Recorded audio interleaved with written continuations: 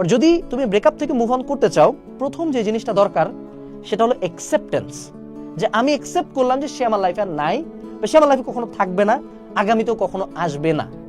কোনো একটা মানুষ মরে গেলে প্রথমত অ্যাকসেপ্ট করতে হয় যে আমি কখনো মানুষটাকে আর দেখতে পারবো না, কখনো সে মানুষটার সাথে কথা বলতে পারবো না, কখনো ওই নাম্বারটা থেকে আর কল আসবে না।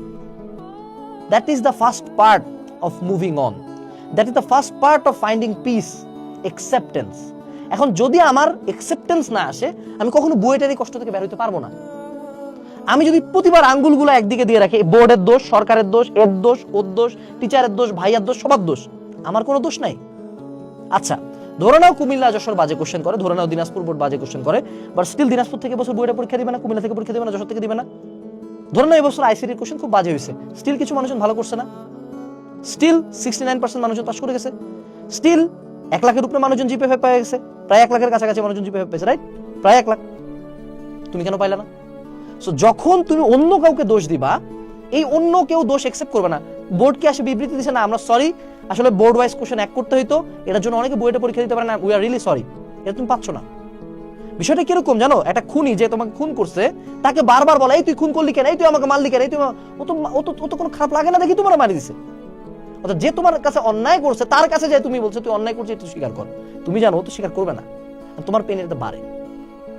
So first of all accept that আমি ফাক আপ করছি, আমি এটার জন্য দায়ী যে আমি বুয়েটে পরীক্ষাও বসতে পারতেছি না, I am responsible for this sheet. এটাতে একটা খুব শার্প পেইন হবে বুকের মধ্যে, ক্যাক করে লাগবে, মনে করে চি করে কাটে গেল মনে করো বুকটা, এই কথাটা শুনে যে না আমি দায়ী।